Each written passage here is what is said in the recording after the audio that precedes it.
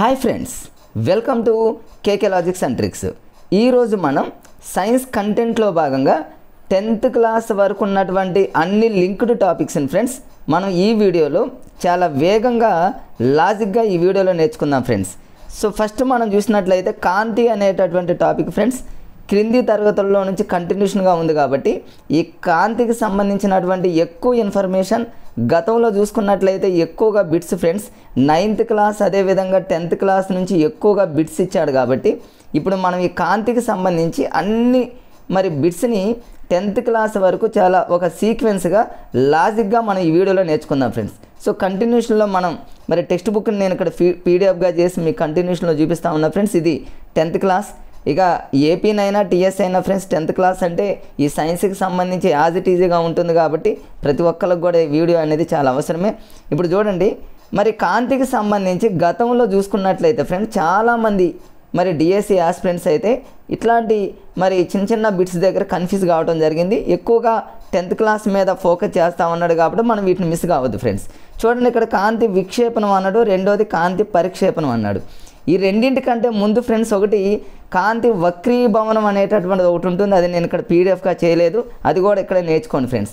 కాంతి వక్రీభవనము అంటే ఎగ్జామ్లో గతంలో ఏమని అడిగాడంటే కాంతి వక్రీభవనం అనేటటువంటి దాని మీద గతంలో ఫ్రెండ్స్ ఒక 2 బిట్స్ ఇచ్చాడు. ఆ రెండింటిని ఒక చిన్న లాజిక్తో మనం నేర్చుకొని కంటిన్యూషన్ చేద్దాం. సో ఫ్రెండ్స్ ఇక్కడ కాంతి వక్రీభవనానికి సంబంధించి చిన్న గతంలో అడిగినటువంటి బిట్ ఏంటంటే ఫ్రెండ్స్ ఆకాశంలో ఉన్నటువంటి నక్షత్రాలు మినుకుమంటూ మెరుస్తూ ఉంటే అది దేనికి సంబంధించింది అని అంటాడు, కాంతికి సంబంధించి ఫ్రెండ్స్. అదేవిధంగా నీటిలో ఉన్నటువంటి ఒక రూపాయి కాయిన్ కానివ్వండి ఏదైనా ఒక వస్తువు అనేది పైకి తేలినట్టు కనిపించడం, ఒకవేళ వాటర్లో మనం ఏదైనా ఒక వస్తువుని స్ట్రైట్గా ముంచినట్లయితే అది వంకరగా కనిపించడం, ఆకాశంలో ఎగురుతున్నటువంటి పక్షికి చేప పిల్ల అనేది పైకి ఉన్నట్టు కనిపించడం, వాటర్లో స్విమ్ చేస్తున్నటువంటి ఒక వ్యక్తి కాళ్ళు చాలా పొట్టిగా కనిపించడం, ఇలా వాడు ఎగ్జాంపుల్ ఇచ్చి ఫ్రెండ్స్ క్రింది వానలో దేనికి చెందుతుందని గతంలో చాలాసార్లు అడిగాడు. కన్ఫ్యూజ్ అయ్యేటటువంటి సందర్భాలు నాన్ మ్యాథ్స్ వాళ్ళకు ఉండవచ్చు ఫ్రెండ్స్. అలాంటివి మిస్ కాకుండా ఉండాలంటే మనం ఇలాంటి లాజిక్స్ని యూజ్ చేసుకోవాల్సిందే ఫ్రెండ్స్. దీన్ని మనం ఎలా గుర్తుపెట్టుకోవాలి? బండగా ఒకే ఒక లాజిక్ గుర్తుపెట్టుకోండి ఫ్రెండ్స్. ఇక్కడ ఇక్కడ దీన్ని ఎలా గుర్తుపెట్టుకుంటారంటే వక్రీభవనము అంటే అందులోనే ఉంది చూడండి, వక్రీభవనము అంటే వంకరగా మనకు కనిపించడం అని గుర్తుపెట్టుకోండి.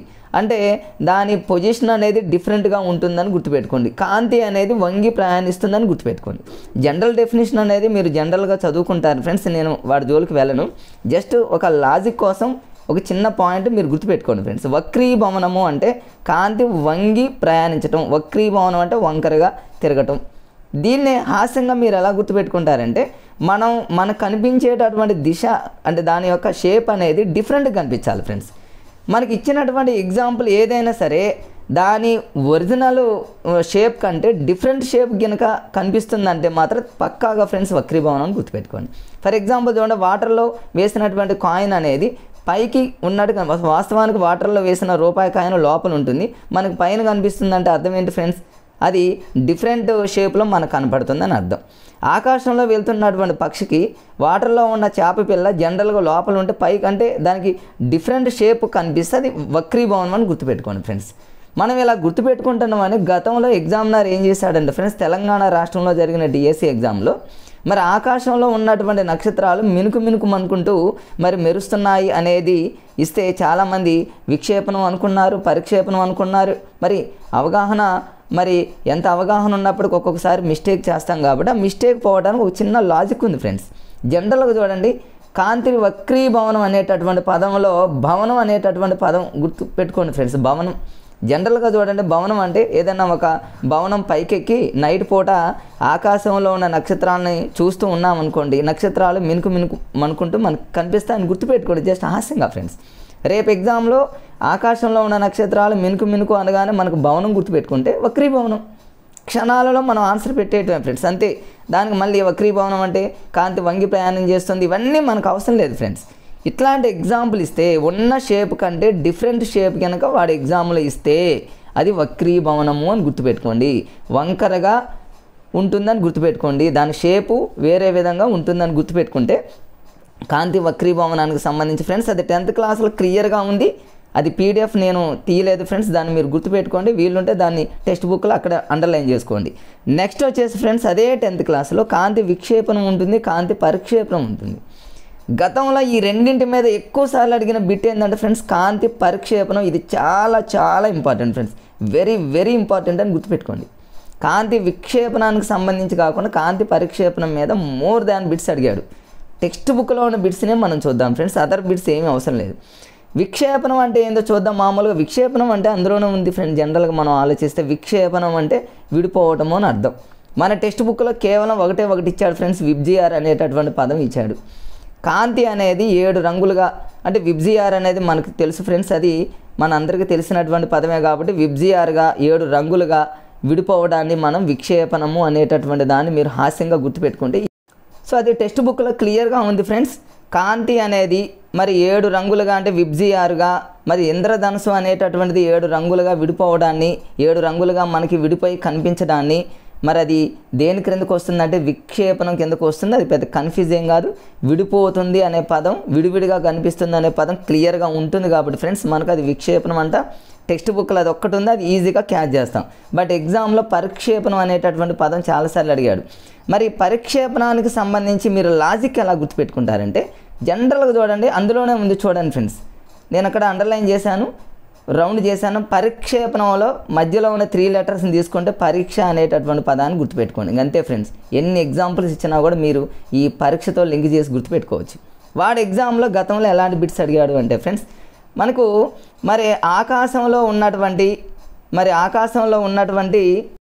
మరి ఎలా అడిగాడంటే ఫ్రెండ్స్ ఇక్కడ మరి సూర్యోదయం సమయంలో సూర్యుడు ఎర్రగా కనిపిస్తాడని కానీ, సూర్యాస్తమయం సమయంలో సూర్యుడు ఎర్రగా కనిపిస్తాడని కానీ గతంలో అడిగిన బిట్స్ ఫ్రెండ్స్ ఇవన్నీ.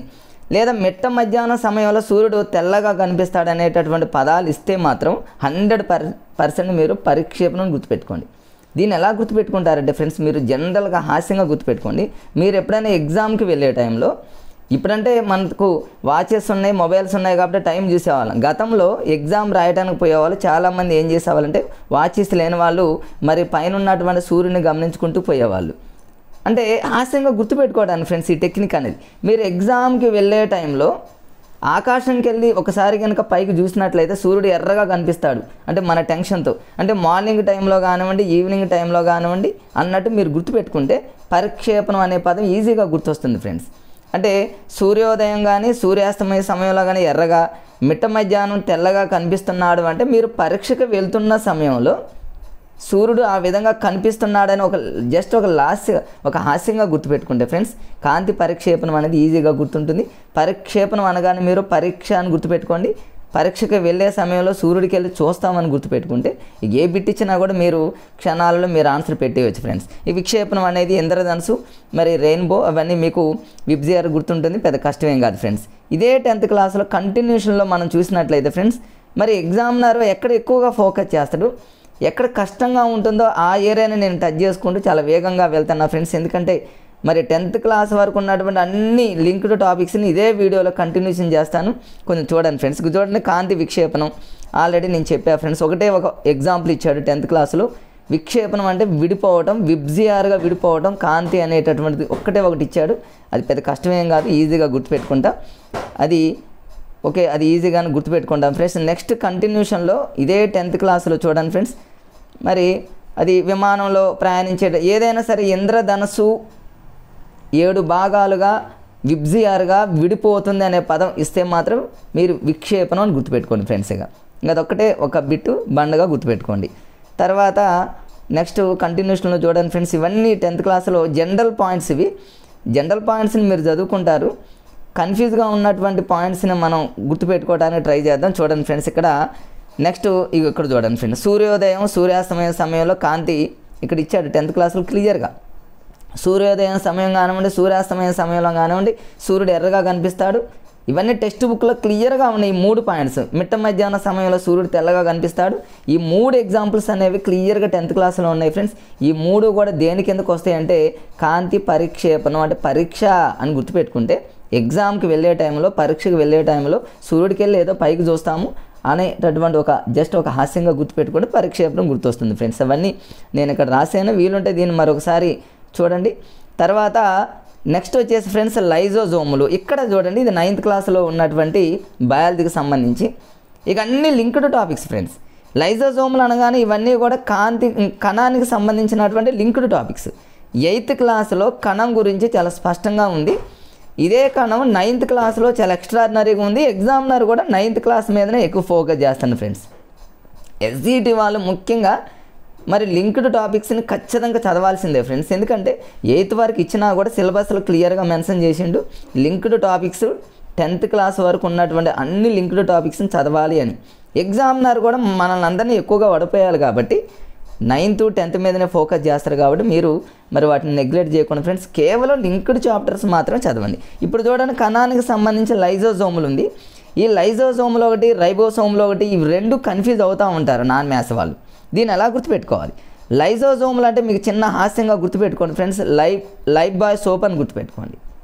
అవన్నీ వచ్చేస్తాయి. లైజోజోములు అనగలోనే లైఫ్ బాయ్ సోప్ అనేటటువంటి పదం గుర్తుపెట్టుకోండి.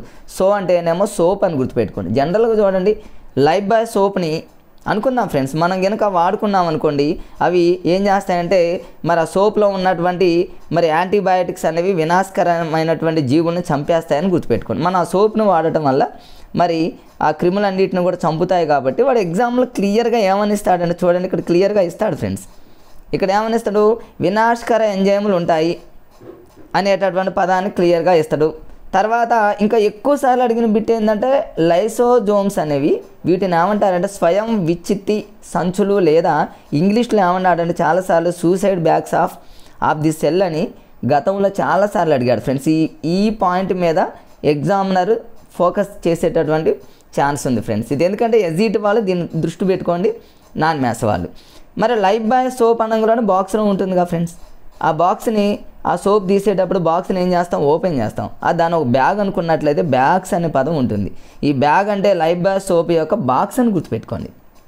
ఇంకంతే. అంటే ఇప్పుడు ఆ బ్యాగులో ఉన్నటువంటి లైఫ్ బాయ్ సోప్ని తీసామనుకోండి, సూసైడ్స్ అని గుర్తుపెట్టుకోండి.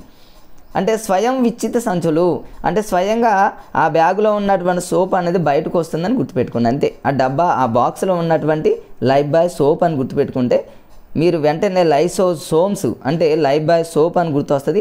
ఆ బ్యాగ్ అనగానే బాక్స్ గుర్తొస్తుంది.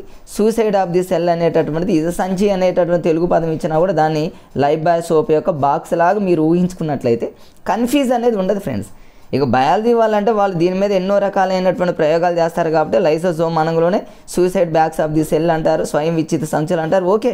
కానీ నాన్ మ్యాథ్స్ వాళ్ళు, ఒక్కొక్కసారి మ్యాథ్స్ వాళ్ళు కూడా ఫ్రెండ్స్, మ్యాథ్స్ వాళ్ళకు కూడా మెయిన్ బయాలజీ మీద కొంచెం గ్రిప్ తక్కువగా ఉంటుంది కాబట్టి వాళ్ళు ఇలా లాజిక్గా గుర్తుపెట్టుకుంటే ఇంకా ఫాస్ట్గా చేస్తారు మిగతా వాళ్ళకంటే కూడా ఫ్రెండ్స్. అలా మీరు లైఫ్ బాయ్ సోప్తో దీన్ని లింక్ చేసి మీరు చదువుకోండి, అన్ని పాయింట్స్ వస్తాయి ఫ్రెండ్స్. నెక్స్ట్ ఇక్కడ వచ్చేసి ఫ్రెండ్స్, ఇక్కడ మైటోకాండ్రియా అనగానే ఇక్కడ మరి అందరికీ తెలిసిందే ఫ్రెండ్స్, దీన్ని కణశక్తి కర్మాగారాలు అని అంటారు. మరి శక్తి అనేది ఎక్కువగా మరి కణశక్త్యాగారాలు అని దేని పిలుస్తారంటే మైటోకాండ్రియా. చాలాసార్లు దీని మీద కూడా బిట్ ఇచ్చాడు. ఇది మ్యాథ్స్ వాళ్ళు దీని మీద ఫోకస్ చేయాల్సి ఉంటుంది.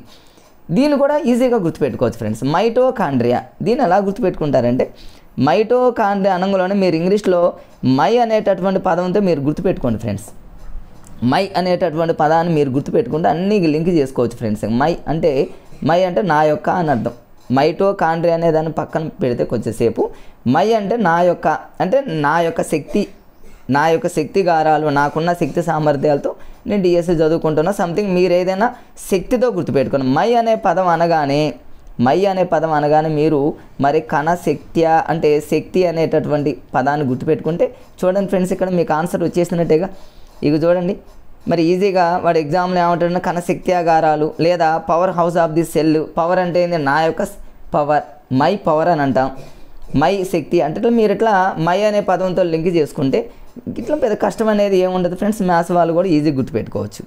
మరి రైబోజోములు చూడండి, నాన్ మ్యాథ్స్ బయాలజీ వాళ్ళు అయితే ఈజీగా క్యాచ్ చేస్తారు, కానీ మ్యాథ్స్ వాళ్ళు కొంతమంది నాన్ మ్యాథ్స్ వాళ్ళు సోషల్ బ్యాక్గ్రౌండ్ ఉన్నవాళ్ళు మరి డిఎడ్ చేసి ఎస్జిటి రాస్తున్నటువంటి మిత్రులు ఎవరైతే ఉన్నారో రైబోజోములు కన్ఫ్యూజ్ పడొద్దు ఫ్రెండ్స్. ఇక రైబోజోములు అనగానే మీరు గుర్తుపెట్టుకోండి, రైబో అంటేనేమో రోబో అని గుర్తుపెట్టుకోండి ఫ్రెండ్స్. రోబో గతంలో నేను చాలాసార్లు వీడియోలో చెప్పడం జరిగింది. రోబోకి సహజంగా పొట్ట ఉంటుంది, పొట్ట ఉండదు, స్టమక్ ఉండదు. స్టమక్ ఉండకపోయినా కూడా ప్రోటీన్ల సంశ్లేషణ జరుగుతుందని గుర్తుపెట్టుకోండి ఫ్రెండ్స్. మీరు ఏం చేస్తారంటే ఇక్కడ ప్రోటీన్లతో ఏర్పడుతుంది, ప్రోటీన్ల సంశ్లేషణ జరుగుతుంది అనే పదం ఇస్తే ఎగ్జామ్లో మీరు ప్రోటీన్ అనేటటువంటి పదాన్ని మీరు పొట్ట అని గుర్తుపెట్టుకోండి. దేనికి పొట్ట ఉంటుంది? రోబోకు ఉంటుందని గుర్తుపెట్టుకోండి, లేదా ఉండదని గుర్తుపెట్టుకోండి. మీరు ఉంటుందన్నా ఉండదన్నా పొట్ట అనేటటువంటి పదంతో మీరు లింక్ చేసుకుంటే ఫ్రెండ్స్ అది ప్రోటీన్ అనేటటువంటి పదంతో మీకు లింక్ అవుతుంది, ఈజీగా క్యాచ్ చేసుకోవచ్చు. రేపు ఎగ్జామ్లో మరి ప్రోటీన్ల సంశ్లేషణ అన్నాడు అనుకోండి, ప్రోటీన్ అనగానే పొట్ట గుర్తుపెట్టుకోండి, పొట్ట అనగానే రోబో గుర్తుపెట్టుకోండి, రోబో అంటేనేమో రైబోజోమ్ అని గుర్తుపెట్టుకోండి. అంతే. ఇంతకుముందు లైఫ్ బాయ్ సోప్ అనగానే వినాశకర జీవులను చంపేస్తాయని గుర్తుపెట్టుకోండి. స్వయం విచ్చిత సంచుల అనగానే లైఫ్ బాయ్ సోప్ అంటే ఏంది? ఆ బాక్స్లో ఉన్నట్టు బ్యాగ్ అనే పదం ఇస్తాడు, సంచి అనే పదం ఇస్తాడు, లైఫ్ బాయ్ సోప్ యొక్క బాక్స్. చూడండి ఫ్రెండ్స్ ఎంత ఈజీగా మనం క్యాచ్ చేసి గుర్తుపెట్టుకోవచ్చు. దీనికోసం బాగా హార్డ్గా కష్టపడాల్సిన పని లేదు, మీరు ఈజీగా దీన్ని అలా గుర్తుపెట్టుకోండి ఫ్రెండ్స్.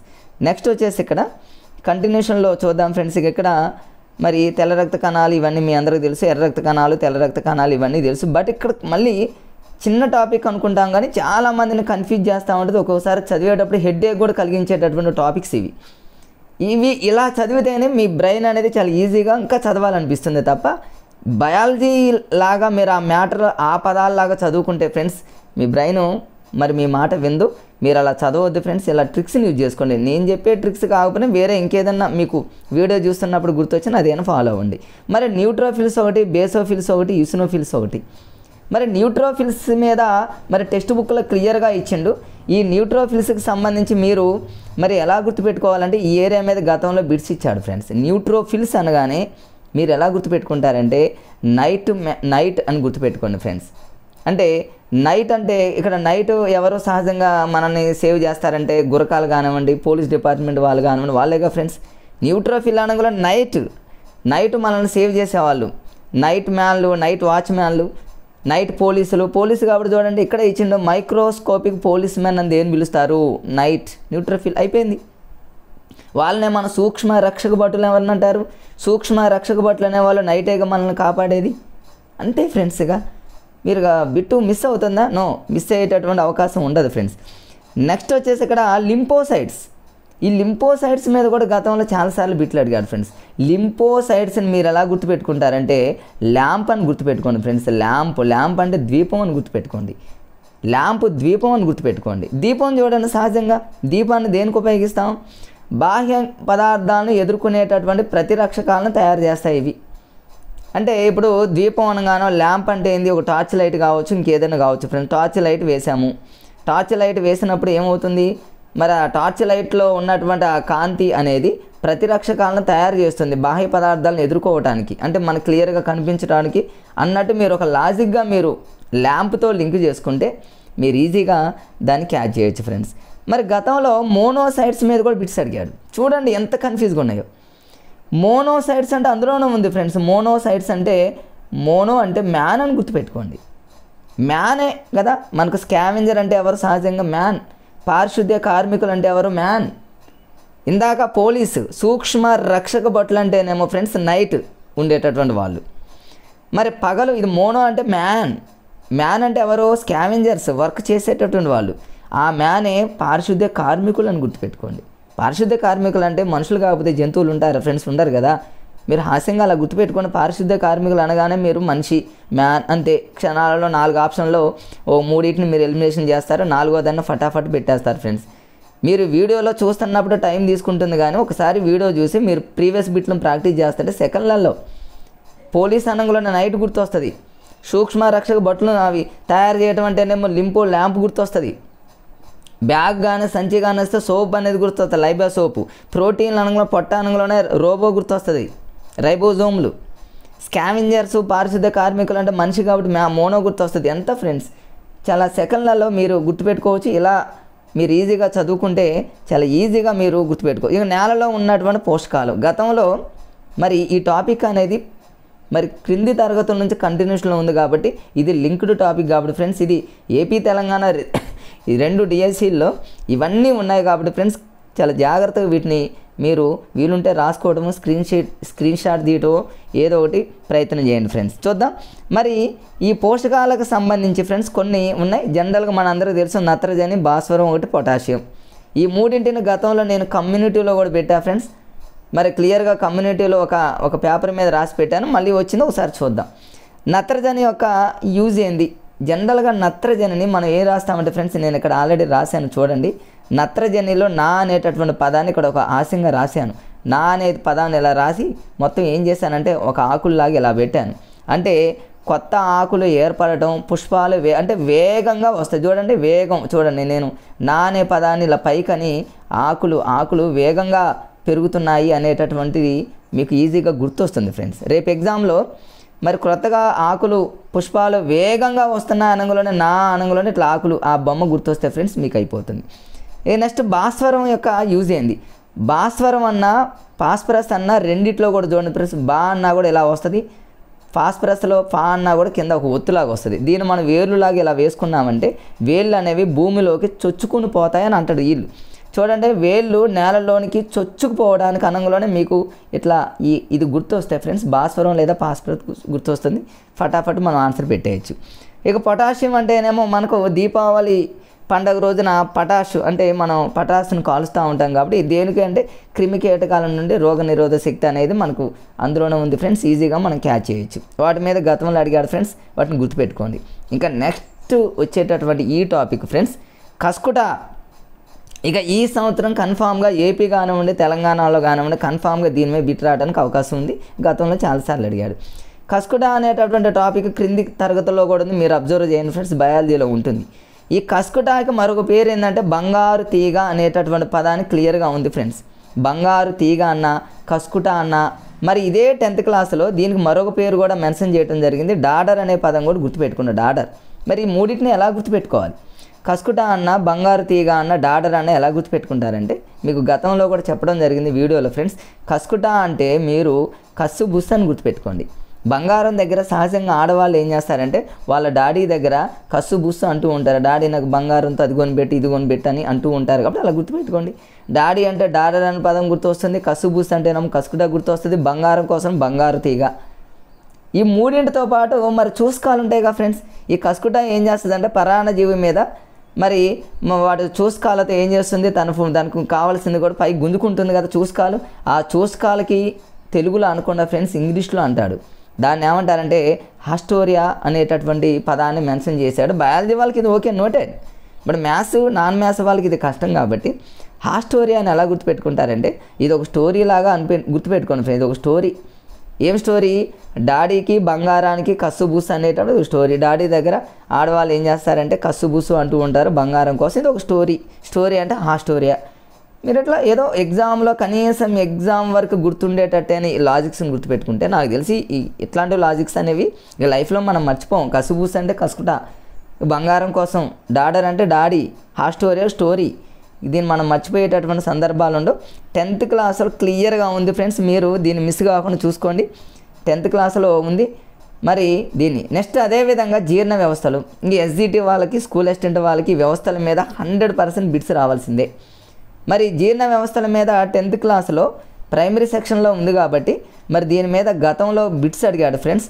మనం కన్ఫ్యూజ్ అయ్యే చోట మరి మీకు కన్ఫ్యూజ్ కాకుండా ఉండటానికి చిన్న లాజిక్స్తో మీకు ఇక్కడ ఇవన్నీ చెప్తాను. జాగ్రత్తగా వీటిని నోట్ చేసుకోండి ఫ్రెండ్స్. వీలుంటే స్క్రీన్ షాట్ తీసుకోండి. ఇవన్నీ 10th క్లాస్లో ఉన్న వాటిని నేను క్లియర్గా మీకు ఇక్కడ చూపిస్తున్నాను చూడండి ఫ్రెండ్స్. దీన్ని ఎలా గుర్తుపెట్టుకుంటారని ఫ్రెండ్స్ ఒక్క నిమిషం ఆగండి ఫ్రెండ్స్. వీటిని జీర్ణ వ్యవస్థకు సంబంధించి దీన్ని ఈజీగా ఎలా గుర్తుపెట్టుకుంటారు ఫ్రెండ్స్? ఇక్కడ చూడండి, జీర్ణాశయంలో జఠర రసంలో ఉండేటటువంటి ఎంజైమ్స్ అడుగుతారు ఎగ్జామ్లో. ఇవన్నీ 10th క్లాస్లో ఉన్నాయి ఫ్రెండ్స్. ఎందుకంటే 5th క్లాస్ నుంచి ఈ టాపిక్ ఉంది కాబట్టి ఇది ఒక లింక్డ్ టాపిక్ కాబట్టి వీటి మీదనే ఎగ్జామినర్ ఫోకస్ చేస్తారు. డిఎస్సి పరంగా టెట్లో కూడా అడిగేటటువంటి సందర్భాలు చాలా ఉన్నాయి. గతంలో చాలాసార్లు టెట్లో కూడా అడిగాడు ఫ్రెండ్స్.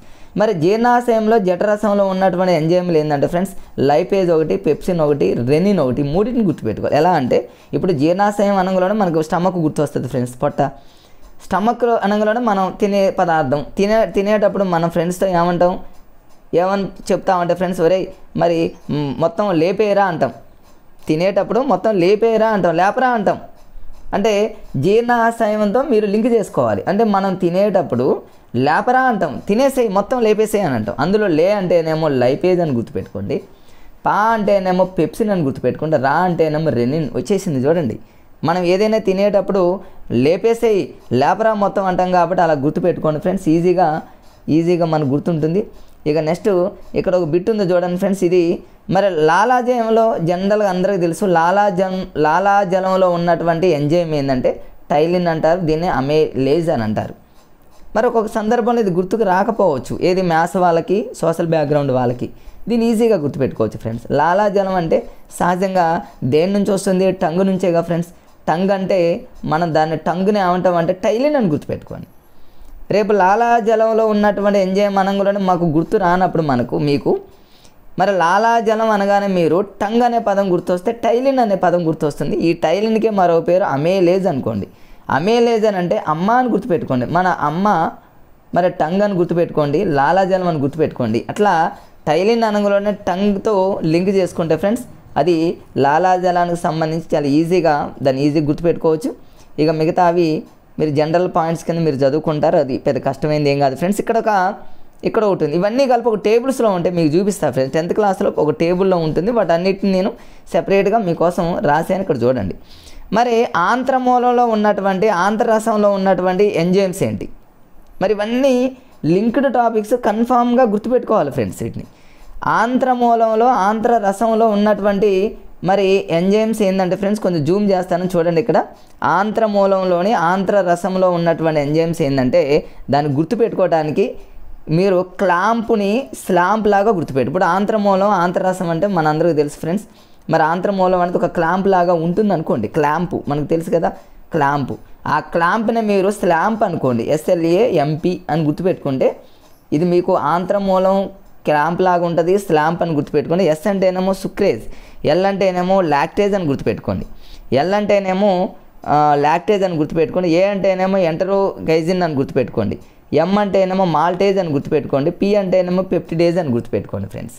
ఇవన్నీ 10th క్లాస్లో ఒక టేబుల్ రూపంలో క్లియర్గా ఇచ్చాడు. మీరు వీటిని ఇట్లా స్క్రీన్ షాట్ తీసుకోండి ఫ్రెండ్స్ వీలుంటే, లేదా టెక్స్ట్ బుక్లో నోట్ చేసుకోండి. నెక్స్ట్ కంటిన్యూషన్లో 10th క్లాస్లోనే ఫ్రెండ్స్ కంటిన్యూషన్లో చూద్దాం. మరి ఇక్కడ చిన్న ప్రేగు పెద్ద ప్రేగు చాలామంది ఇక్కడ కన్ఫ్యూజ్ అవుతూ ఉంటారు. 10th క్లాస్లో క్లియర్గా ఉన్నాయి ఫ్రెండ్స్ ఇవన్నీ. మరి చిన్న ప్రేగులో ఉన్నటువంటి మరి 3 భాగాలు ఏంటి, పెద్ద ప్రేగులో ఉన్నటువంటి 2 భాగాలు ఏంటి, ఆ రెండింటికి మరి కన్ఫ్యూజ్గా ఉంటుంది, గుర్తుపెట్టుకోండి ఫ్రెండ్స్. చిన్న ప్రేగులో ఉన్నటువంటి 3 భాగాలను ఎలా గుర్తుపెట్టుకుంటారండి ఫ్రెండ్స్ మీరు. అసలు జనరల్గా చిన్న ప్రేగులో 3 భాగాలు ఉంటాయి. ఆ 3 భాగాలు చూడండి ఫ్రెండ్స్, ఇక్కడ నేను పక్కన నోట్ చేశా.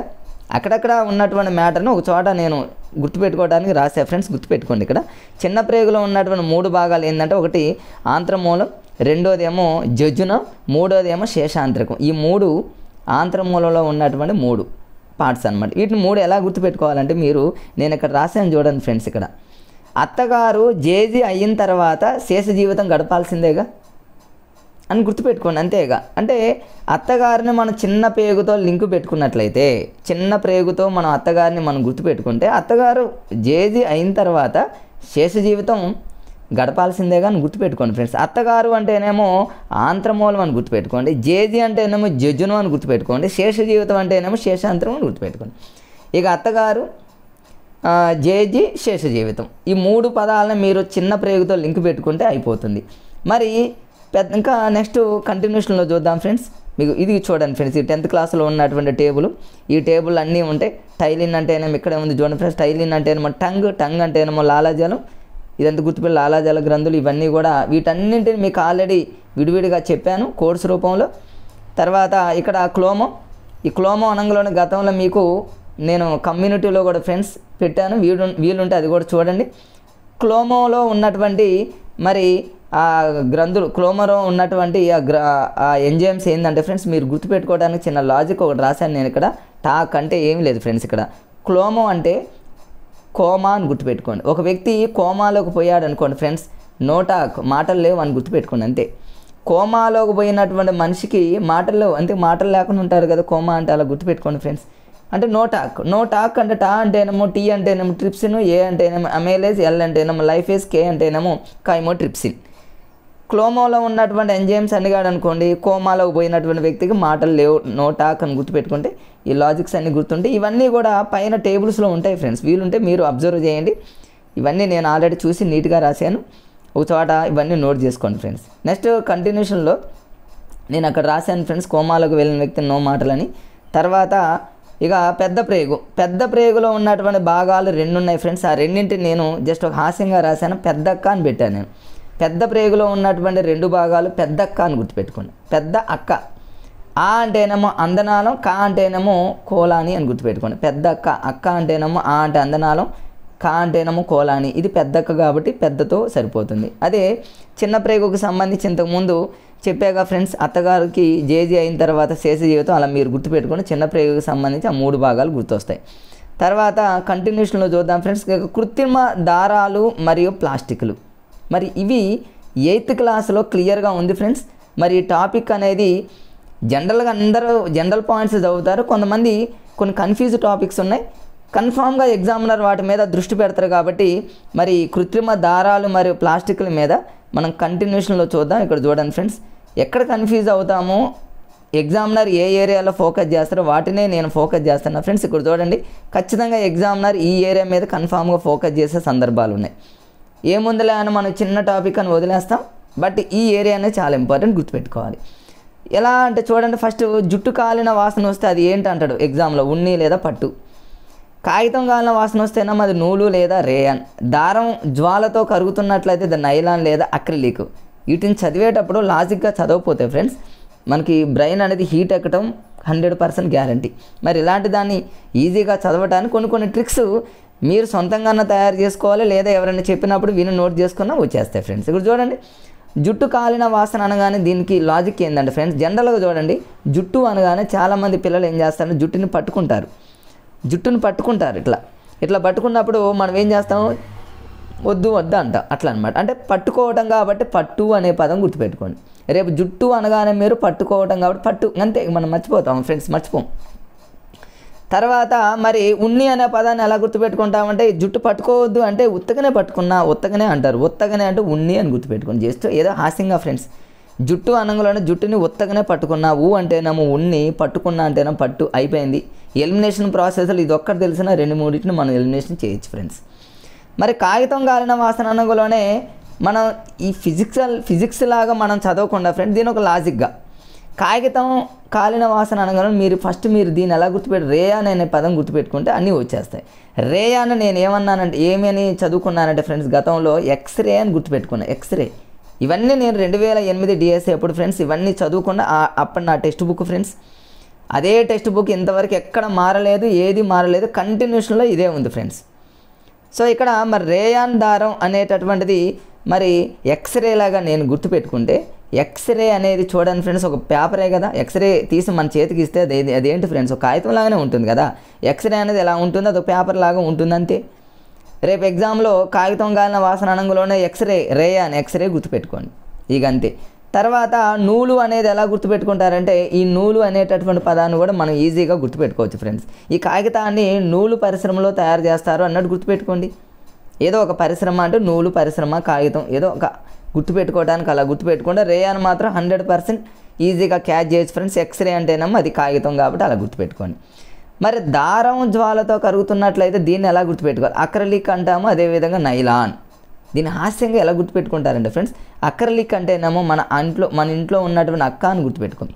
మన అక్క టైలరింగ్ చేస్తుంది అనుకోండి, ఆ అక్కకి ఎప్పుడు కూడా దారం కావాలి. ఆ దారం అనేది చాలా లాంగ్గా ఉన్న దారం కావాలని గుర్తుపెట్టుకోండి. ఇప్పుడు చూడండి, దారం అనగానే అక్క అంటేనేమో అక్రలిక్, లాంగ్ అంటేనేమో నైలాన్, అంతేగా ఫ్రెండ్స్, ఈజీగా. లేదా నైలాన్లో నై అంటే లేదు, దారం నా దగ్గర లేదు, దారం నా దగ్గర లేదు, అక్క అడిగింది అనుకో లేదు, ఏదో ఒక మీ ఇష్టం, మీరు మీ మైండ్ సెట్కి ఎలా అనిపిస్తాయి ఫ్రెండ్స్ అలా వాటిని గుర్తుపెట్టుకోండి. కంటిన్యూషన్లో చూద్దాం. ఇక నైలాన్ అనే దాన్ని దేంతో తయారు చేస్తారు, గతంలో చాలాసార్లు అడిగాడు ఫ్రెండ్స్. ఇది చదివేటప్పుడు లాజిక్గా చదువుకోండి ఫ్రెండ్స్. మీరు ఎగ్జాము దగ్గరకు వస్తుందని టెన్షన్తో ఎలా పడితే అలా చదవద్దు ఫ్రెండ్స్. టైము తక్కువ ఉన్నప్పటికీ కూడా ఇట్లా లాజిక్స్ని ఉపయోగిస్తే ఎన్ని పుస్తకాలైనా ఫటాఫట్ మనం కంప్లీట్ చేసుకోవచ్చు. నైలాన్ ఉంది, ఈ నైలాన్ని దేంతో తయారు చేస్తారు అంటే అందులోనే ఉన్నది చూడండి. నైలాన్లో నా అనే పదం ఉందిగా ఫ్రెండ్స్, నా అనే పదం తీసుకుంటే నేలబొగ్గు వచ్చేసింది. తర్వాత వచ్చేసి నీరు అనే పదం కూడా వచ్చింది. నైలాన్లో నా అంటేనేమో నేలబొగ్గు, నా అంటేనేమో నీరు అని గుర్తుపెట్టుకోండి. ఇక నెక్స్ట్ ఏంది, గాలి అనే పదాన్ని గుర్తుపెట్టుకోవాలి. నైలాన్ అంటే నై, గాలి లేదు, నై అంటే లేదు. నహి అంటారు కదా హిందీలో ఫ్రెండ్స్, నహి అంటే నై లేదు, ఏమి లేదు, గాలి లేదని గుర్తుపెట్టుకోండి. లేదా ఇంకో విధంగా నైలాన్లో లాన్ అని ఉంది. లాన్ అంటే ఏంటంటే లాంగ్ అని గుర్తుపెట్టుకోండి, గాలి లాంగ్గా వీస్తుందని గుర్తుపెట్టుకోండి. మీ ఇష్టం ఎట్లా గుర్తుపెట్టుకున్నా ఫ్రెండ్స్, ఆ మూడింటిని మనం అలా నైలాన్తో లింక్ చేసి గుర్తుపెట్టుకుంటే సరిపోతుంది. ఇంకా ఎగ్జామ్లో చాలాసార్లు మనల్ని కన్ఫ్యూజ్ అవుతామని ఏం చేస్తున్నాడంటే ఇట్లా అడుగుతున్నాడు ఫ్రెండ్స్, ఏమని, రేయానికి మరో పేరు ఏందని అంటాడు, అక్రలిక్కి మరో పేరు ఏందని అడుగుతారు. డిఫరెంట్గా అడుగుతున్నాడు ఫ్రెండ్స్. రేయానికి మరో పేరు ఏంటంటే కృత్రిమ పట్టు. దీన్ని ఎలా గుర్తుపెట్టుకోవాలి, నేను చాలా ఈజీగా గుర్తుపెట్టుకున్నాను గతంలో ఫ్రెండ్స్, ఇలానే గుర్తుపెట్టుకున్నా, లైఫ్లో ఎప్పటికీ నేను ఎప్పటికీ మర్చిపోను. రేయాన్ అంటే ఇంతకుముందే చెప్పా ఫ్రెండ్స్, ఎక్స్రే అని గుర్తుపెట్టుకోండి. ఎక్స్రే తీయగానే డాక్టర్ గారు ఏం చేస్తారు, పట్టుకుంటారు. అసలు ఎక్స్రే అనేది ఒరిజినల్ ఫ్రెండ్స్ కాదు కదా, మన బాడీలో ఉన్న కొన్ని పార్ట్స్ని కృత్రిమంగా తీసి పట్టుకునేటటువంటిది ఎక్స్రే. రేయాన్ అనగానే ఎక్స్రే గుర్తుపెట్టుకుంటే ఎక్స్రేని పట్టుకున్నారు. సగం 2-3 ఆప్షన్స్ని మనం ఎలిమినేట్ చేసుకోవచ్చు ఫ్రెండ్స్. పట్టు అనగానే పట్టు, ఇక కృత్రిమ పట్టే ఎత్తరగానే ఇంకొక పట్టు అనే పదం ఇవ్వడు. ఒకవేళ ఇచ్చినప్పటికీ కూడా అది కృత్రిమైనటువంటిది, పట్టుకున్నాడు డాక్టర్ గారు అని గుర్తుపెట్టుకోండి, అయిపోతుంది, ఫినిష్. ఇక తర్వాత నెక్స్ట్ వచ్చేసి ఫ్రెండ్స్ ఇక్కడ చూడండి, మరి అక్రలిక్కి మరో పేరు ఏంటి, ఇది కూడా చాలాసార్లు అడిగినటువంటి బిట్ ఫ్రెండ్స్. టెక్స్ట్ బుక్లో ఉన్నాయి, మీరు చూసుకోండి ఫ్రెండ్స్, నేను ఇక్కడ గుర్తుండడం కోసం రాసుకున్నా. అక్రలిక్ అనగానే మీరు ఏం గుర్తుపెట్టుకుంటారంటే అక్క అని గుర్తుపెట్టుకోండి. మన అక్కకి ఎప్పుడూ కూడా మిషన్, ఇంతకుముందే చెప్పాక ఫ్రెండ్స్, మన అక్కకి ఎప్పుడూ కూడా మిషన్ కుడుతూ ఉంటుంది కాబట్టి దారం కావాలి. ఆ దారం అనేది ఉన్నితో, ఉన్ని అంటే పత్తి, ఉన్ని అంటే ఉన్నిలాగా గుర్తుపెట్టుకోండి ఫ్రెండ్స్. ఇక్కడ ఉన్ని అట్లా మీరు ఈజీగా అట్లా అంటే మన అక్క దారాన్ని దేంతో తయారు చేసుకుంటుందంటే ఉన్నితో అన్నట్టు గుర్తుపెట్టుకోండి. అది కూడా నకిలీ ఉన్నితో కావాలి అన్నట్టు గుర్తుపెట్టుకోండి ఫ్రెండ్స్, ఈజీగా అది గుర్తుంటుంది. ఇట్లా మరి వీటి మీద మనల్ని కన్ఫ్యూజ్ చేయడానికి ఎగ్జామినర్ ఇక్కడ చూడండి ఫ్రెండ్స్, ఇక్కడ గతంలో వీటి మీద ఎన్నో బిట్స్ అడిగాడు ఫ్రెండ్స్, మీ అందరికీ తెలుసు. ప్లాస్టిక్ల మీద 100% బిట్ ఇవ్వాల్సిందే.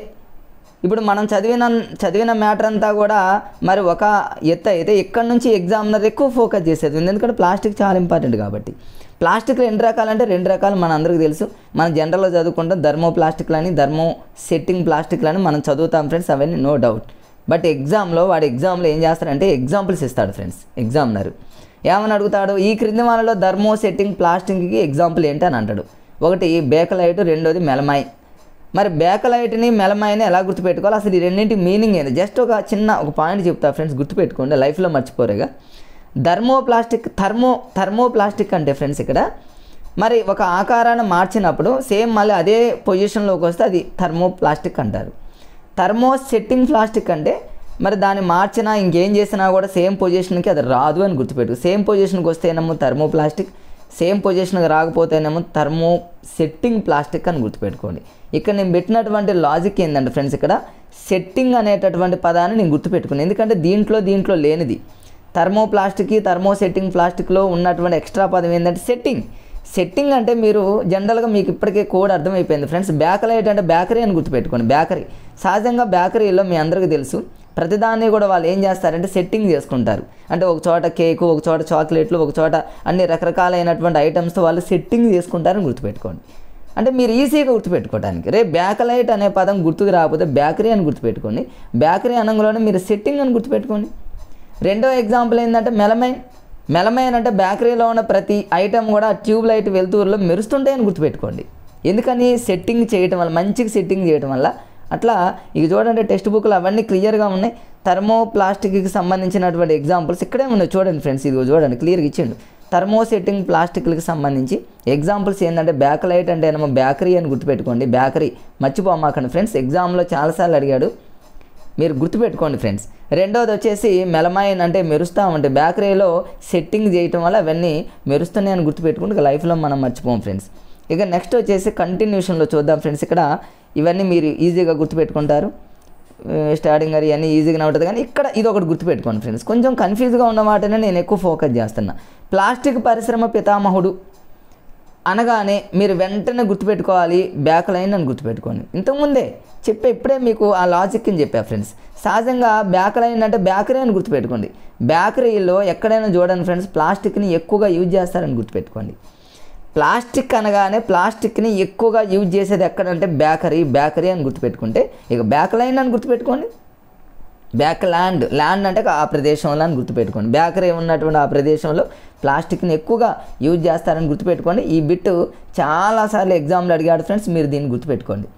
నెక్స్ట్ దాని తర్వాత కంటిన్యూషన్లో మరి ఎగ్జామినరు మరి అవన్నీ అయిపోయినాయి ఫ్రెండ్స్. ఇక్కడ చూడండి, ఇక నెక్స్ట్ టాపిక్ వచ్చేసి ధ్వని మీద మరి గతంలో చూసుకున్నట్లయితే ఫ్రెండ్స్ ఇది 8th క్లాస్లో ఉంది, అదేవిధంగా 9th క్లాస్లో కంటిన్యూషన్లో ఉంది. కాబట్టి ఇది లింక్డ్ టాపిక్, కన్ఫామ్గా ఒక బిట్టు లేదా 2 బిట్స్ కన్ఫామ్గా రావాల్సిందే. మరి ఎగ్జామినర్ ఎక్కడ ఫోకస్ చేస్తాడు? జనరల్ పాయింట్స్ మీరు చదువుతారు ఫ్రెండ్స్, మీకు కొంచెం హార్డ్గా ఉన్న పాయింట్స్ మరి అదేవిధంగా కష్టంగా ఉన్నది ఎగ్జామినర్ ఫోకస్ చేసేది మీకు ఇక్కడ ఫోకస్ చేస్తున్నా ఫ్రెండ్స్. ఇక్కడ చూడండి, మరి ఇక్కడ చిన్న బాక్స్ ఉంది, ఆ బాక్స్ మీద నుంచి గతంలో చాలాసార్లు బిట్స్ అడిగాడు ఫ్రెండ్స్, గుర్తుపెట్టుకోండి. ఇక ధ్వని అనగానే మన అందరికీ తెలుసు, ధ్వని తీవ్రత ప్రమాణం ఏంటంటే డెసిబుల్ అని, డీబీతో చూపిస్తామని, అలెగ్జాండర్ గ్రహం బెల్ అని, మీరు అవన్నీ జనరల్గా చదువుకుంటారు. మరి 10 రెట్లు అని, తర్వాత 10 డెసిబుల్ అని, 100 రెట్స్ అని, 1000 రెట్లు అని, ఇవన్నీ మీరు జనరల్ పాయింట్స్ అవన్నీ చదువుకుంటారు. కానీ ఎగ్జామినర్ మాత్రం ఎక్కడ ఫోకస్ చేస్తానంటే ఈ ఏరియా మీద ఫోకస్ చేస్తాడు. సో ఫ్రెండ్స్ దీన్ని మీరు గుర్తుపెట్టుకోవాలి. ఎగ్జామ్లో యాజ్ ఇట్ ఈజీగా ఇస్తారు, ఒక చిన్న పాయింట్ కూడా మార్చడు. ఎగ్జామ్లో ఏమని అడుగుతాడంటే నిశ్శబ్దానికి సమీప ధ్వని డెసిబుల్ ఎంత అంటాడు ఫ్రెండ్స్. మీరు దీన్ని ఎలా గుర్తుపెట్టుకుంటారు? 0 డెసిబుల్. నిశ్శబ్దం అంటే ఏంది ఫ్రెండ్స్? 0 అంటే వినిపించినటువంటి సౌండ్ అని అర్థం. క్లియర్గా వాడు నిశ్శబ్దం అనగానే నిశ్శబ్దం అంటే 0 అని గుర్తుపెట్టుకోండి, శూన్యం అని గుర్తుపెట్టుకోండి. ఇక గుసగుసలు అనగానే మీరు 15 గుర్తుపెట్టుకోవాలి. ఎలా? గుసగుసలు సహజంగా చూడండి ఫ్రెండ్స్, 10th క్లాస్లో ఉన్నటువంటి పిల్లలు గుసగుసలు ఆడతారని గుర్తుపెట్టుకోండి. గుసగుసలు అనగానే మరమరి అనగానే మీకు 10th క్లాస్ గుర్తురాని. 10th క్లాస్లో ఉన్నటువంటి పిల్లల ఏజ్ జనరల్గా చూసుకుంటే 15 ఇయర్స్ ఫ్రెండ్స్. మరి సిబిఎస్లో ఉన్నటువంటి పిల్లలకి ఏజ్ ఎక్కువ ఉంటుంది, అలా కాదు ఫ్రెండ్స్. బేసికల్గా చూసుకుంటే ఎవరికైనా సరే మరి 10th క్లాస్ అనగానే 15 ఇయర్స్ కాబట్టి అందరికీ తెలుసు కాబట్టి 15 ఇయర్స్ అని గుర్తుపెట్టుకోండి. మరి సాధారణ సంభాషణ అన్నాడు అనుకోండి ఫ్రెండ్స్, సాధారణ సంభాషణ 60. దీన్ని ఎలా గుర్తుపెట్టుకుంటారు? సాధారణంగా చూడండి, ముసలివాళ్ళు షష్టి పూర్తి చేసుకునేటటువంటి సమయంలో ముసలివాళ్ళు సాధారణంగా సంభాషణ చేసుకుంటారని గుర్తుపెట్టుకోండి. అంటే ఇక షష్టి పూర్తి ఏజ్ గుర్తుపెట్టుకోండి ఫ్రెండ్స్. 60 సంవత్సరాల వృద్ధులు ఏం చేస్తారంటే సాధారణంగా సంభాషణ చేసుకుంటారని గుర్తుపెట్టుకో. అప్పటికీ గుర్తుకు రావట్లా ఫ్రెండ్స్ మీకు.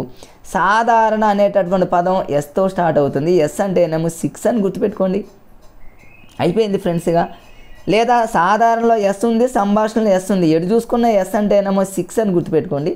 ఇక మ్యాథ్స్ వాళ్ళు అయితే క్షణాల్లో ఆ లాజిక్ని యూజ్ చేసుకోవచ్చు. తర్వాత లాన్ యంత్రం, లాన్ అనగానే చివరిలో ఎన్ అనే పదం వస్తుంది కదా ఫ్రెండ్స్. ఎన్ అంటే ఏమో 9 అని గుర్తుపెట్టుకోండి. 9 అంటే ఏమో 90 కదా ఫ్రెండ్స్. ఇక 90 అయిపోయింది. లాన్ అనగానే ఎన్ కాబట్టి 90. సాధారణ ఎస్ అంటే ఏమో 60. కార్ హారన్ ఫ్రెండ్స్, ఇక్కడ చూడండి కార్ హారన్. కారుకి 2 చక్రాలు ఉంటాయి అనుకోండి, ఇటు ఒక చక్రం అటు ఒక చక్రం, ఇక్కడ ఒకటి అక్కడ ఒకటి. ఇక చివరిలో 0 అని గుర్తుపెట్టుకోండి. 110 అయిపోయింది. తర్వాత జెట్ ఇంజన్ శబ్దం అనగానే మీకు 120 ఎలా గుర్తుపెట్టుకుంటారని చాలా ఈజీ గుర్తుపెట్టుకోవచ్చు ఫ్రెండ్స్. జెట్లో ఇట్ అనే పదం ఉంది. ఇట్ అంటే టీ కదా ఫ్రెండ్స్. టీ అంటే 2 అని గుర్తుపెట్టుకోండి. 2 అంటే 120. ఇక ఫైనల్గా వచ్చేసి తుపాకీ పేలుడు లేదా టపాకాయ పేలుడు, ఇది 140 అని గుర్తుపెట్టుకోండి ఫ్రెండ్స్. దీన్ని ఎలా గుర్తుపెట్టుకుంటారంటే టపాకాయ అంటే దీపావళిని సహజంగా 1 రోజు 2 రోజులు కాదు ఫ్రెండ్స్. మరి గవర్నమెంట్ అవకాశం ఇస్తే పిల్లలు 2 వారాలు 2 వీక్స్ జరుపుకుంటారని గుర్తుపెట్టుకోండి. 2 వీక్స్ అంటే 2 7 14 అని గుర్తుపెట్టుకోండి. ఇక తుపాకీ పేలుడు అన్న టపాకాయ అన్నంలోనే 140 అని గుర్తుపెట్టుకోండి. తర్వాత జెట్ అన్నంలోనే టా అంటే ఏమో 2 అని గుర్తుపెట్టుకోండి. కారుకి 2 చక్రాలు 11 అని గుర్తుపెట్టు. లాన్ అంటే ఎన్ కాబట్టి 90 అని గుర్తుపెట్టు. సాధారణ అంటే ఏమో 6 అని గుర్తుపెట్టుకోండి. గుసగుసలు అంటే ఏమో 15 ఇయర్స్ 10th క్లాస్ అని గుర్తుపెట్టు. నిశ్శబ్దం అంటే ఏమో 0. ఇట్లా గుర్తుపెట్టుకుంటే ఫ్రెండ్స్ మీకు ఇక మళ్ళీ ఈ టేబుల్ జోలికి రాని అవసరం లేదు, మీరు దాన్ని కొంచెం జాగ్రత్తగా నోట్ చేసుకోండి ఫ్రెండ్స్. ఇక నక్షత్రాలు సౌర కుటుంబం. నక్షత్రాలు సౌర కుటుంబం మీద బిట్ లేకుండా ఇంతవరకు క్వశ్చన్ పేపర్ లేదు ఫ్రెండ్స్, ఖచ్చితంగా రావాల్సిందే. ఈ టాపిక్లో ఎక్కడ హార్డ్గా ఉంటాయి అనేదాన్ని మనం చూద్దాం. ఈజీగా ఉన్నదాన్ని మీరు చదువుకుంటారు కాబట్టి దాని జోలికి వెళ్ళండి ఫ్రెండ్స్. ఇక్కడ చూడండి, ఇక ఇందులో గ్రహాల అనగానే ఈ గ్రహాల మీదనే బిట్స్ అడిగే అవకాశం ఉంది. ఫస్ట్ ఇది బుధుడు, దీన్నే మనం మెర్కురీ అని అంటారు. బుధుడు అనగానే మనకు మెర్కురీ అనే పదాన్ని దీనికి సంబంధించి ఇంపార్టెంట్ బిట్స్ ఏమున్నాయంటే సూర్యుడికి అతి దగ్గరగా ఉన్న గ్రహం, అది అందరికీ తెలిసిందేగా ఫ్రెండ్స్. మరి బుధుడికి ఉపగ్రహాలు ఉన్నాయంటే లేవు ఫ్రెండ్స్. మీరు ఒక్కటే బండగా గుర్తుపెట్టుకోండి, మనకున్నటువంటి 9 ఉపగ్రహాలలో ఒక గ్రహం లేదు, అదే ప్లూటో. సో ఇప్పుడు ఉన్నటువంటి ఉపగ్రహాలు ఎన్ని అంటే ఫ్రెండ్స్ 8. మరి 8 గ్రహాలలో 9 గ్రహాల్లో ఒక గ్రహం పోయింది, అది ప్లూటో. అది ఎందుకు పోయిందంటే ఒక చిన్న జనరల్ పాయింట్ ఉంటుంది, మిగతా గ్రహాలను ఆటంకపరుస్తుంది కాబట్టి దాన్ని తీసేశారు అంటాడు. కాబట్టి ఫ్రెండ్స్ మనకున్నటువంటి ఉపగ్రహాల సంఖ్య ఎంత అంటే 8. ఆ 8 గ్రహాలలో ఫస్ట్ 2 గ్రహాలకు ఉపగ్రహాలు లేవు ఫ్రెండ్స్, గుర్తుపెట్టుకోండి. ఫస్ట్ రెండింటికి లేవు, అంటే బుధుడికి శుక్రుడికి 0, అంటే ఒక ఉపగ్రహం కూడా లేదు. అదొకటి జనరల్ గుర్తుపెట్టుకోండి. ఇప్పుడు చూద్దాం బుధుడికి సంబంధించి ఇందులో ఏమైనా ఇంపార్టెంట్ బిట్స్ ఉన్నాయంటే ఫ్రెండ్స్, దానికి సంబంధించి జనరల్గా మీరు చదువుకునేవి ఉంటే సూర్యుడికి అతి దగ్గరగా ఉన్న గ్రహం ఏంటంటే బుధుడు. ఉపగ్రహాలు లేనటువంటి గ్రహం కూడా బుధుడు. శుక్రుడు కూడా లేవు, కానీ ఎక్కువగా ఎగ్జామ్లో ఫోకస్ చేసిన బిట్ ఏంటంటే ఫ్రెండ్స్ శుక్రుడి మీద వేనస్ అంటారు. చాలా చాలా ఇంపార్టెంట్ ఫ్రెండ్స్, ఇది గుర్తుపెట్టుకోండి. వేనస్ అన్న శుక్రుడు అన్నది ఇంగ్లీష్లో, ఇది ఒక్కొక్కసారి తెలుగు మీడియంలో వేనస్ అనేటటువంటి పదం కూడా ఇవ్వచ్చు. తెలుగు మీడియం వాళ్ళు ఇక్కడ కన్ఫ్యూజ్ కాకుండా గుర్తుపెట్టుకోండి ఫ్రెండ్స్. వేనస్ అన్న శుక్రుడు అన్న ఈ రెండు ఒకటే కాబట్టి గుర్తుపెట్టుకో. మరి గతంలో దీని మీద అడిగినటువంటి బిట్ ఏంటంటే ఫ్రెండ్స్, మరి భూమికి అతి దగ్గరగా ఉన్నటువంటి గ్రహం ఏంటంటే శుక్రుడు. ఇది ఎలా తెలుస్తుందంటే మన గ్రహాలను వరుసగా గుర్తుపెట్టుకోండి ఫ్రెండ్స్. గ్రహాలను వరుసగా మనం నోట్ చేసుకుంటే బుధుడు, శుక్రుడు, భూమి, కుజుడు, బృహస్పతి, శని, యురేనస్, నెప్ట్యూన్, ప్లూటో లేదు ఫ్రెండ్స్. ఇట్లా బుధుడు, శుక్రుడు, భూమి, కుజుడు, బృహస్పతి, శని, యురేనస్, నెప్ట్యూన్ అనేటటువంటిది ఒక ఆర్డర్లో గుర్తుపెట్టుకుంటే బుధుడు, శుక్రుడు, భూమి అన్నాం. అంటే భూమికి దగ్గరగా ఉన్న గ్రహం ఏంటంటే ఫ్రెండ్స్ వేనస్, దీన్ని శుక్రుడు అంటారు. దీనికి సంబంధించినటువంటి బిట్స్ని లాజిక్గా మీకు చెప్తా చూడండి ఫ్రెండ్స్. ఇక్కడ శుక్రుడు అనేటటువంటి పదాన్ని మీరు ఎలా గుర్తుపెట్టుకుంటారంటే హాస్యంగా గుర్తుపెట్టుకోండి ఫ్రెండ్స్. ఇక్కడ శుక్రుడు అంటే మన కంట్లో ఉన్నటువంటి శుక్లము అని గుర్తుపెట్టుకోండి. శుక్లం అని గుర్తుపెట్టుకోండి. అంటే ఇప్పుడు శుక్లం వచ్చింది అనుకోండి ఫ్రెండ్స్, కన్ను కనిపించదని గుర్తుపెట్టు. లేదా ఇంకో విధంగా శుక్ర మహర్షి అని గుర్తుపెట్టుకోండి. శుక్రాచార్యుడు అని మీ ఇష్టం ఎలాగని గుర్తుపెట్టుకోవచ్చు. రాక్షసుల గురువు ఎవరంటే శుక్రాచార్యుడు అని నేను గుర్తుపెట్టుకోవచ్చు. ఎందుకంటే శుక్రాచార్యుడు ఎప్పుడూ కూడా మెరుస్తూ ఉంటాడు. చుట్టూరు చూడండి రాక్షసులు ఉంటారు, మధ్యలో శుక్రాచార్యుడు ఉంటాడు, ఎప్పుడు మెరుస్తూ ఉంటాడు కాబట్టి శుక్రుడు అని గుర్తుపెట్టు. లేదా శుక్ర మహర్షి అని గుర్తుపెట్టుకోండి. లేదా శుక్రుడు అంటే శుక్లం అని గుర్తుపెట్టుకోండి. శుక్లం అనేది ఎప్పుడు కూడా మన కంట్లో ఏం చేస్తుందంటే అది మెరుస్తూ ఉంటుంది. రేపు ఎగ్జామ్లో ప్రకాశవంతంగా మెరిసేటటువంటి గ్రహం ఏంది అని అన్నాడు అనుకోండి ఫ్రెండ్స్, ప్రకాశవంతంగా ఉన్నటువంటి గ్రహం ఏంటంటే శుక్రుడు అని గుర్తుపెట్టుకోండి.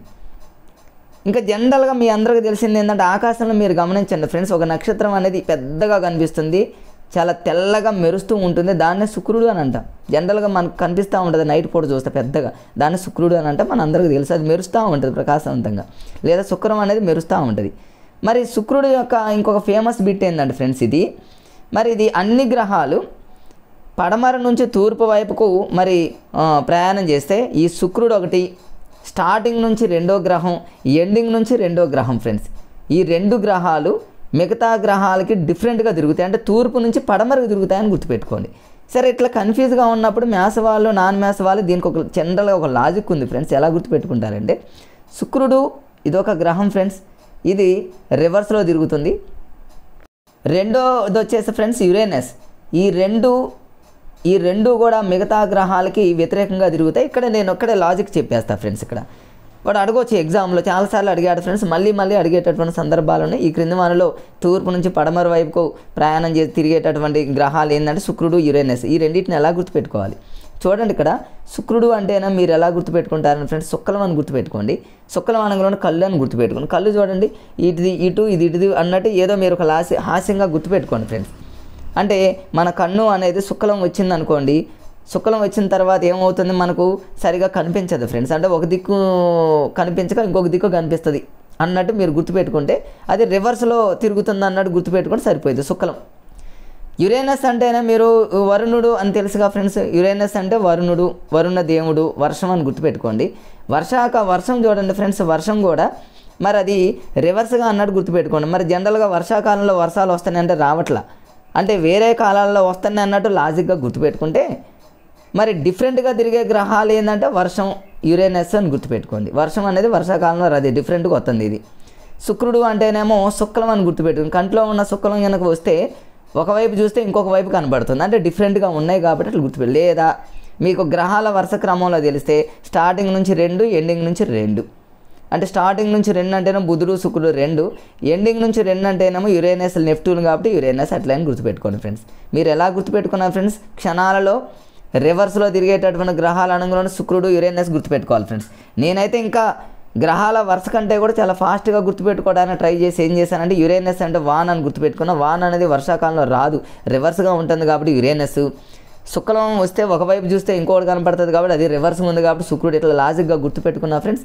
నాకు ఎగ్జామ్లో అవన్నీ చాలా యూజ్ అయ్యాయి ఫ్రెండ్స్. అట్లా తర్వాత వచ్చేసి దీనికి మరి చాలా ఇంపార్టెంట్ బిట్స్ ఉన్నాయి ఫ్రెండ్స్. వేగు చుక్క అంటారు, సాయంకాలం చుక్క అంటారు, ఈవినింగ్ స్టార్ అంటారు, morning star. These are very very important friends. ఎగ్జామ్లర్ కన్ఫామ్గా ఫోకస్ చేసేటటువంటి బిట్స్ ఇవి. మరి ప్రకాశవంతమైందైనా అడగొచ్చు, రివర్స్గా తిరిగేటటువంటిదైనా అడగొచ్చు. సాయంకాలం చుక్క, వేగు చుక్క. చుక్క అనే పదంలోనే ఉందిగా ఫ్రెండ్స్. చుక్క అంటే ఏమో కంటి చుక్క అంటే అదే శుక్రుడు. శుక్లం చుక్క, కంటి చుక్క అన్న శుక్లం అన్న అది ఏదన్నా కూడా కన్నుకి సంబంధించిందే కాబట్టి అలా గుర్తుపెట్టుకోండి. చుక్క అనే పదం వచ్చింది. లేదా evening star, morning star. Morning star, evening star అన్నా కూడా మీకు ఈజీగా శుక్రుడు అనేటటువంటి పదం గుర్తుపెట్టుకోవచ్చు ఫ్రెండ్స్. ప్రకాశవంతంగా ఉండేది శుక్రుడు. ప్రకాశవంతాన్ని ఎలా గుర్తుపెట్టుకుంటారంటే కన్ను. శుక్లం అనంలోనే మన కన్ను కాబట్టి చాలా ప్రకాశవంతంగా కనిపిస్తుంది. చూడండి ఈ డయాగ్రామ్ కూడా అలా ఉంది కాబట్టి మీరు అలా ఈజీగా గుర్తుపెట్టుకోండి ఫ్రెండ్స్. అది శుక్రుడు. శుక్రుడు మరో పేరు ఏంటంటే వేనస్ అని వేనస్ అని ఇంగ్లీష్లో మీకు తెలియదు అనుకోండి తెలుగు మీడియం వాళ్ళకి.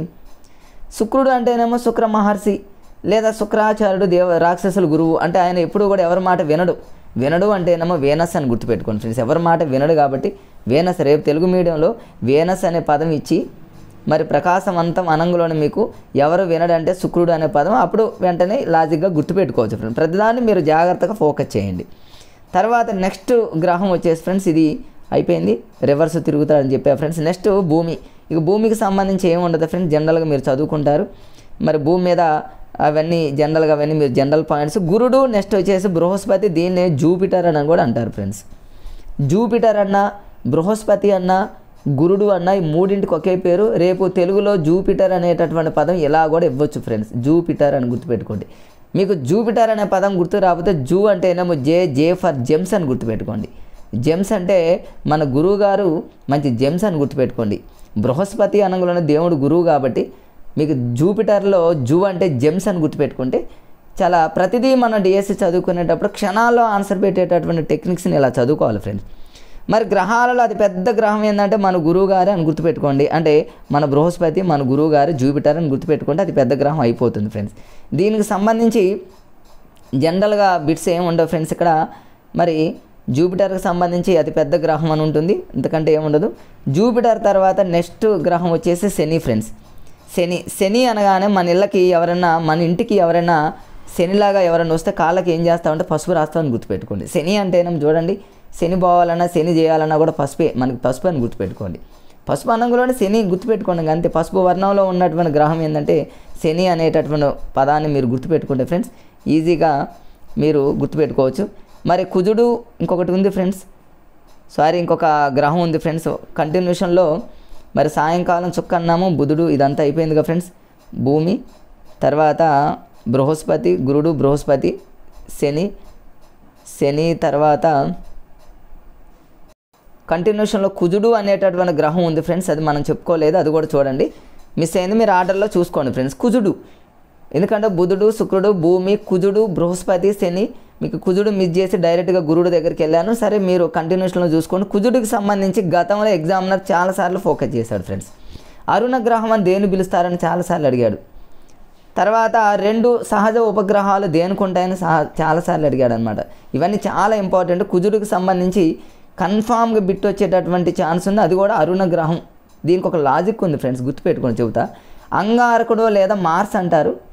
నేను మూడింటికి లింక్ చేసి చెప్తా ఫ్రెండ్స్. ఇక్కడ చూడండి, అంగారకుడు అంటేనేమో అంగవైకల్యం అని గుర్తుపెట్టుకోండి ఫ్రెండ్స్. అంగవైకల్యం గలవాళ్ళు గుర్తుపెట్టుకోండి. సహజంగా అంగవైకల్యం అనేది ఒక్కొక్కసారి 2 చేతులకు రావచ్చు ఫ్రెండ్స్, 2 కాళ్ళకు రావచ్చు. అంటే జస్ట్ హాస్యంగా 2 చేతుల కంటేనేమో 2 ఉపగ్రహాలు ఉంటాయని గుర్తుపెట్టుకోండి. 2 సహజ ఉపగ్రహాలు దేనుకున్నాయంటే అంగారకుడు అంగవైకల్యం అంటే 2 అంటే 2 చేతులు 2 వైపుల అంగవైకల్యం అన్నట్టు మీరు గుర్తుపెట్టుకొని సరిపోతుంది ఫ్రెండ్స్. మరి అంగవైకల్యం ఎవరికి ఉందంటే అరుణ అనేటటువంటి ఒక అమ్మాయికి ఉందని అరుణ గ్రహం అంటే అరుణ అనేటటువంటి ఒక అమ్మాయికి అంగవైకల్యం ఉందని గుర్తుపెట్టుకోండి ఫ్రెండ్స్. తర్వాత కుజుడు అనే పదం ఎలా గుర్తొస్తుంది? అంగారకుడులో కు అనే పదం వచ్చింది కాబట్టి కూతోనే మీరు కుజుడు అని గుర్తుపెట్టుకొని సరిపోయింది ఫ్రెండ్స్. ఎందుకంటే ఈ చివరిలో ఉన్నటువంటి 2 లెటర్స్ మధ్యలో జూ పెట్టండి సరిపోతుంది. లాస్ట్లో ఉన్న 2 లెటర్ల మధ్యలో జూ పెడితే కుజుడు అయిపోతుంది. అంగవైకల్యం అని గుర్తుపెట్టుకుంటే 2 సహజ ఉపగ్రహాలు ఉన్నాయి. ఎవరికి అంగవైకల్యం ఉందంటే అరుణ అనేటటువంటి అమ్మాయికి అంగవైకల్యం ఉందని గుర్తుపెట్టుకోండి ఫ్రెండ్స్. అది ఈజీగా గుర్తుంటుంది. ఎగ్జామ్లో ఒక శని అంటేనే పసుపు అని గుర్తుపెట్టుకోవచ్చు. ఇక ఫైనల్గా వచ్చేసి యురేనస్, నెప్ట్యూన్. ఇక యురేనస్కి సంబంధించి ఇంతకుముందే చెప్పా ఫ్రెండ్స్, యురేనస్ అంటే వర్షాకాలంలో వర్షం రాదు, రివర్స్ ఉంటుంది కాబట్టి తూర్పు నుంచి పడమరకు అని గుర్తుపెట్టుకోండి. అది ఇంతకుముందు చెప్పా ఫ్రెండ్స్. ఇప్పుడు మరి నెప్ట్యూన్కి సంబంధించి ఇక దానికి సంబంధించి ఏముండదు ఫ్రెండ్స్. ఈ నెప్ట్యూన్కి సంబంధించి దాని మీద సహజంగా టెక్స్ట్ బుక్లో అయితే బిట్స్ ఏమి ఇవ్వలేదు. ఇక శని, యురేనస్కి సంబంధించి అయిపోయింది ఫ్రెండ్స్. ఇక టోటల్గా ఇక ఈ మన విశ్వానికి సంబంధించి ఈ టేబుల్ మీద కన్ఫామ్గా బిట్ అడిగేటటువంటి అవకాశం ఎక్కువ శాతం ఉంది. గతంలో కూడా ఎక్కువ ఫోకస్ చేశాడు ఫ్రెండ్స్. మనం ఎందుకంటే టేబుల్ చదవకుండా పైన ఉన్నటువంటి మ్యాటర్ గ్రహాల వరకు చదువుతాము, వాడు ఈ టేబుల్ మీద ఫోకస్ చేస్తాడు. జనరల్గా సహజంగా గతంలో చూసుకున్నట్లయితే ఎక్కువసార్లు అడిగిన బిట్స్ ఏంటంటే ఏ గ్రహాలకు ఉపగ్రహాలు లేవు అంటాడు, ఎన్ని గ్రహాలకు ఉపగ్రహాలు లేవు అంటాడు. అనంగంలోనే మనకి 2 గ్రహాలు ఫ్రెండ్స్. స్టార్టింగ్ 2 గ్రహాలకు ఉపగ్రహాలు లేవని గుర్తుపెట్టుకోండి. బుధుడికి శుక్రుడికి ఉపగ్రహాలు లేవని గుర్తుపెట్టుకోండి. మరి భూమికి ఒకటి ఉంది, అది మనందరికీ తెలుసు, చంద్రుడు అని తెలుసు, అది గుర్తుపెట్టుకోండి ఫ్రెండ్స్. నెక్స్ట్ వచ్చేసి కుజుడు అనంగంలోనే మీరు ఇంతకుముందు అంగవైకల్యము, అంగారకుడు అని గుర్తుపెట్టుకున్నాం. అంగారకుడు, అంగవైకల్యం అంటేనేమో 2 పార్ట్స్, 2 లెగ్స్, 2 చేతులు కావచ్చు, 2 అని గుర్తుపెట్టుకోవచ్చు. బృహస్పతిగా మరో పేరు ఏంటంటే గురుడు అని అంటాము. మన అందరికీ తెలుసు బృహస్పతి, జూపిటర్ అంటారు, జేమ్స్ అని గుర్తుపెట్టుకోమన్నా. దీనికి 15 ఎలా గుర్తుపెట్టుకుంటారని ఫ్రెండ్స్. బృహస్పతి అనగానే మన గురువు గారికి మన నాలెడ్జ్ అనేది 50-50 ఉందని గుర్తుపెట్టుకోండి. 100% లేదు, 50-50 ఉందని ఎట్లా హాస్యంగా. రేపు బృహస్పతి అనంగంలోనే 50-50 గుర్తుపెట్టుకున్నా సరిపోతుంది. లేదా ఇంకో విధంగా కూడా గుర్తుపెట్టుకోవచ్చు ఫ్రెండ్స్. ఇది బృహస్పతి అనంగంలోనే గురువు కాబట్టి దీనికి సంబంధించి మీరు ఏమనుకుంటారంటే ఎడ్యుకేషన్ ఆఫీసర్ అని గుర్తుపెట్టుకోండి. మనకు జాబ్ వచ్చిన తర్వాత, టీచర్ జాబ్ వచ్చిన తర్వాత ఎడ్యుకేషన్ ఆఫీసర్స్ ఉంటారు. మన ఎడ్యుకేషన్ ఆఫీసర్ అనే వాళ్ళు మన గురువు అనుకోండి. అంటే ఈ అంటేనేమో 50 అని 5 అని వస్తుంది మనకి. ఓ అంటేనేమో 0 లాగా తీసుకుంటే 50గా ఈజీగా మనం క్యాచ్ చేయొచ్చు ఫ్రెండ్స్. ఎడ్యుకేషన్ ఆఫీసర్ ఈ అంటేనేమో 5 అని అర్థం, ఏబిసిడీలో. ఓ అంటే 0గా తీసుకుంటే 50గా మనం ఈజీగా గుర్తుపెట్టుకోవచ్చు ఫ్రెండ్స్. నెక్స్ట్ శని అనగానే మనందరికీ మరి ఒక్కొక్కసారి 53 గుర్తుకు రాకపోవచ్చు. దీన్ని ఎలా గుర్తుపెట్టుకుంటారంటే ఇప్పుడు నిన్న మనకు ఒక ఎలక్షన్ నోటిఫికేషన్ వచ్చింది ఫ్రెండ్స్. ఎలక్షన్ కమిషన్ వాళ్ళు నోటిఫికేషన్ ఇచ్చారు. మనకు డిఎస్సి చదువుకున్న ఈ టైంలో మనకు ఒక శనిలాగా ఒక ఎలక్షన్ కమిషన్ వాళ్ళు ఒక నోటిఫికేషన్ వచ్చింది. దాన్ని మీరు ఈసీగా అనుకోండి. ఎలక్షన్ కమిషన్ వాళ్ళు ఒక శని అనుకోండి. అంటేనేమో ఈ అంటేనేమో 5 అని తెలుస్తుంది, సి అంటేనేమో 3 అని మనకి ఈజీగా తెలిసిపోతుంది కాబట్టి ఫ్రెండ్స్. అట్లా మన ఇంగ్లీష్ లెటర్స్ని అలా మనం సెట్ చేసుకుంటే ఈజీ. బృహస్పతి అంటేనేమో గురువు గారు అనంగంలోనే ఈవో అనుకున్నాం, ఎడ్యుకేషన్ ఆఫీసర్ అని 50. శని అనంగంలోనే ఎలక్షన్ కమిషన్ మనకు వచ్చినటువంటి నిన్న కోడ్ వచ్చింది ఫ్రెండ్స్. ఈసీ అంటేనేమో 53. అదే యురేనస్కి సంబంధించి ఫ్రెండ్స్, మరి యురేనస్ని కూడా ఈజీగా గుర్తుపెట్టుకోవచ్చు. యురేనస్ అనంగంలోనే మీరు మరి వర్షాకాలంలో వర్షం అనేది ఎప్పుడు బిజీగా ఉంటుందని గుర్తుపెట్టుకోండి. లేదా ఇంకో విధంగా కూడా గుర్తుపెట్టుకోవచ్చు ఫ్రెండ్స్. యురేనస్ అంటే కిడ్స్ సహజంగా మరి టాయిలెట్కి వెళ్తూ ఉంటారు ఫ్రెండ్స్, వాష్రూమ్కి వెళ్తూ ఉంటారు. అట్లా హాస్యంగా గుర్తుపెట్టుకోండి. యురేనస్ అంటే అట్లా యూరిన్ లాగా అట్లా అంటే వాళ్ళు చాలా బిజీగా ఉంటారని పిల్లలు గుర్తుపెట్టుకోండి. యురేనస్ అనంగంలోనే బి అంటేనే B for 2, G for 7. ఈ జీని కూడా మీరు ఎలా రాస్తారంటే ఇలా రాసుకోండి ఫ్రెండ్స్. ఇలా రాసుకుంటే 7గా మనకి ఈజీగా గుర్తొస్తుంది. ఇక నెప్ట్యూన్ అంటేనేమో చిట్ట చివరి ఉపగ్రహం. మరి ఆ చిట్ట చివరి ఉపగ్రహం ఎప్పుడు కూడా ఏసీ లాగా చల్లగా ఉంటుందని గుర్తుపెట్టుకోండి. ఏ అంటేనేమో 1 వస్తుంది, సి అంటేనేమో 3 వస్తుంది ఫ్రెండ్స్. ఏసీ ఇంక చివరిలో ఉన్నటువంటి ప్లూటోని తీసేశారు. మన అందరికీ తెలుసు. చూడండి ఫ్రెండ్స్, అన్నీ మనకు గుర్తున్నాయి. మనం ఇవి చదువుతాం, కానీ ఎగ్జామినర్ ఏం చేస్తారంటే పరిభ్రమణ కాలాల మీద అడిగే అవకాశం ఉంది. గతంలో ఏపీలో అడిగారు చాలాసార్లు. బుధుడు యొక్క పరిభ్రమణ కాలం ఎంతంటే 88. దీన్ని ఎలా గుర్తుపెట్టుకోవాలి? బుధుడు అనేటటువంటి పదంలో ఫస్ట్ లెటర్ ఇంగ్లీష్లో తీసుకుంటే బీగా ఫ్రెండ్స్. ఈ బీని మధ్యలో కట్ చేస్తే 8 లాగా వచ్చిందిగా. 8 లాగా వచ్చింది కాబట్టి 88 అయిపోయింది. బుధుడు అనగానే బి లెటర్ తీసుకోండి ఫ్రెండ్స్. బి అంటేనేమో అది 8 లాగా కనిపిస్తుంది కాబట్టి 8 అంటేనేమో 88. కనీసం మనకి 50% ఆన్సర్ తెలిసిన చాలా ఆప్షన్స్ని ఎలిమినేట్ చేసుకోవచ్చు. అలానే శుక్రుడికి సంబంధించి గతంలో చాలాసార్లు అడిగాడు. శుక్రుడు అనగానే మనం ఇంతకుముందు నేను ఏం చెప్పానంటే ఫ్రెండ్స్, శుక్లం అని చెప్పాను. నేను కంటిలో శుక్లం అని చెప్పాను. అంటే మనిషికి 2 కళ్ళు ఉంటాయి. ఆ 2 కళ్ళకి 2 శుక్లాలు అంటేనేమో 2 అని గుర్తుపెట్టుకోండి ఫ్రెండ్స్. 2 అంటేనేమో కనీసం 2 గుర్తొచ్చిన 2 to 5 225 అని గుర్తొస్తుంది. ఇక భూమి అంటేనే మనందరికీ తెలుసు 365 రోజులు అది పరిభ్రమణిస్తూనే ఉండాలని గుర్తుపెట్టుకోండి ఫ్రెండ్స్. మరి కుజుడు అని ఎలా గుర్తుపెట్టుకోవాలి? కుజుడికి మరొక పేరు ఏంటంటే అంగవైకల్యం అని చెప్పాగా ఫ్రెండ్స్. అంగవైకల్యము అనగానే హ్యాండిక్యాప్డ్ ఉన్న వాళ్ళు సహజంగా వాళ్ళు ఏడుస్తూ ఉంటారని గుర్తుపెట్టుకోండి, బాధపడుతూ ఉంటారని గుర్తుపెట్టుకోండి. కనీసం ఒక్క లెటర్ అయినా మనకు తెలియాలి. ఇక బృహస్పతి అంటేనా మన గురువుగారు ఎప్పుడూ కూడా మరి 12 సంవత్సరాలు కష్టపడాలి, 12 నెలలు 12 సంవత్సరాలు ఇక కంటిన్యూషన్ కష్టపడాలని గుర్తుపెట్టుకోండి ఫ్రెండ్స్. ఇట్లా మీరు ఈజీగా ఇక శనికి సంబంధించి మరి దీన్ని ఎలా గుర్తుపెట్టుకుంటారంటే ఫ్రెండ్స్, శనిని మీరు ఈజీగా హాస్యంగా ఎలా గుర్తుపెట్టుకుంటారంటే ఫ్రెండ్స్, శని అనగానే మనకు అంత శనే కదా, శని అనగానే మనకు పర్ఫెక్ట్గా ఉండదు ఫ్రెండ్స్, అంతా పాయింట్లలో ఉంటుంది. మన జీవితం అంతా కూడా పాయింట్లలోనే ఉంటుందని గుర్తుపెట్టు, అంటే మనకున్నటువంటి అన్నింటిలో పాయింట్లలో ఉన్నది ఒకటి ఫ్రెండ్స్, 29.5 కనీసం. అట్లా ఒక హాస్యంగా పాయింట్లలో ఉంటుందని ఒక లాజిక్ తెలిసినా కూడా ఈజీగా మనం గుర్తుపెట్టుకోవచ్చు ఫ్రెండ్స్. ఇక మిగతా రెండింటి మీద అంత ఎగ్జామినర్ ఫోకస్ చేసే అవకాశం లేదు. సో వీటినైనా మీరు గుర్తుపెట్టుకుంటే చాలా ఈజీగా ఎగ్జామ్లో క్యాచ్ చేయొచ్చు ఫ్రెండ్స్. మరి ఎగ్జామ్లో ఇంకా ఫైనల్గా ఫ్రెండ్స్ దీని మీద ఇంతవరకు మనం చదువుతాము, ఫైనల్గా ఒక టెక్స్ట్ బుక్లో ఒక బిట్ ఉంటుంది, దాన్ని చదవం వదిలేస్తాం, కానీ వాటి మీదనే ఎగ్జామ్లో ఎక్కువ ఫోకస్ చేస్తాడు. అవే ఈ 2 ఫ్రెండ్స్, ఒకటేమో ఆస్ట్రాయిడ్లు, రెండోదేమో హెలీ తోకచుక్క.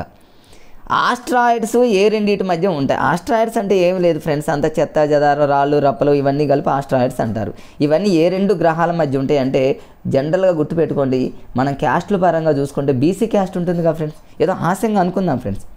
ఈ బీసీ క్యాస్ట్ల మధ్య ఈ ఆస్ట్రాయిడ్స్ ఉంటాయని గుర్తుపెట్టుకుంటారు. రాళ్ళు రప్పలు ఇవన్నీ కూడా మరి ఎక్కడ ఉంటాయి అంటే బీసీల మధ్య ఉంటాయన్నట్టు హాస్యంగా గుర్తుపెట్టుకుంటే రేపు ఆస్ట్రాయిడ్లు అనగానే మీరు బీసీ, లేదా ఇంకా మా ఫ్రెండ్స్ కొంతమంది ఏం గుర్తుపెట్టుకున్నారంటే ఆస్ట్రాయిడ్స్లో ఏ అనే పదం ఉందిగా ఫ్రెండ్స్, ఈ ఏ అనే పదం బీసీల మధ్య ఉంటుందని గుర్తుపెట్టుకోండి. అంటే ఈ బీసీల మధ్య ఏముందంటే ఏ అంటేనేమో ఆస్ట్రాయిడ్స్, బి అంటేనేమో ఇక మీరు బృహస్పతి, సి అంటేనేమో కుజుడు. చూడండి 3 వచ్చేసింది. ఇక కుజుడు బృహస్పతి, మీరు ఏ అనే లెటరు బీసీల మధ్య ఉంది అనుకున్నారనుకోండి ఫ్రెండ్స్, ఇక మైండ్లో ఫిక్స్ అయిపోవాలి. మీరు ఈ డయాగ్రామ్ చూస్తే బి అంటేనేమో బృహస్పతి, సి అంటేనేమో కుజుడు బృహస్పతి మధ్యలో ఆస్ట్రాయిడ్స్ ఉంటాయని ఒక్క లాజిక్ గుర్తుపెట్టుకుంటే ఇక బండగా చదవాల్సిన పనే ఉంది ఫ్రెండ్స్, అవసరం లేదు. ఇక హేలీ తోకచుక్క అనేది 76 సంవత్సరాలకు ఒకసారి కనిపిస్తుంది. దీన్ని హేలీ తోకచుక్క 76 ఇయర్స్కి ఒకసారి కనిపిస్తుంది ఫ్రెండ్స్, దాన్ని గుర్తుపెట్టుకోవాలి. మరి ఇది గతంలో ఎప్పుడు కనిపించిందంటే 1986లో కనిపించింది. దాన్ని ఎలా గుర్తుపెట్టుకోవాలి అడుగుతారు ఎగ్జామ్లో. 1986 అనగానే మీకు చాలా గుర్తుకు రావాలి ఫ్రెండ్స్. భోపాల్లో జరిగినటువంటి ఆ సంఘటన గుర్తుకు రావాలి 1986 అంటే. మరి ఇక్కడ హేలీ అనగానే ఈజీగా చూడండి, హేలీ అనేటటువంటి పదంలో ఫస్ట్ లెటర్ హెచ్గా ఫ్రెండ్స్, హెచ్ని పైన కింద ఇట్లా డ్రా చేసామనుకోండి 8 కదా, కనీసం 8 గుర్తొచ్చినా కూడా 86 వస్తుందిగా. మళ్ళీ ఇది ఎప్పుడు కనిపిస్తుంది అంటే 76 సంపుడు 1986 అన్నాం ఫ్రెండ్స్. 8 అనేది మనకు హేలీలో హెచ్ ద్వారా వచ్చింది. మరి 76 ఇయర్స్కి ఒకసారి కనిపిస్తుంది అనే పదం గుర్తు రానప్పుడు ఈ చివరిలో ఉన్న 86లో ఒక్కటి తగ్గిస్తే 76గా ఫ్రెండ్స్. అంటే మీకు 1986 అనేటటువంటి ఒక్క పదం గుర్తుంటే 76 వస్తుంది, హేలీ అనే పదం గుర్తు వస్తుంది. ఈ 1986కి 76 కలపండి అంటే 2062 ఫ్రెండ్స్. 2062లో మనకు మళ్ళీ హేలీ తోకచుక్క కనిపిస్తుంది.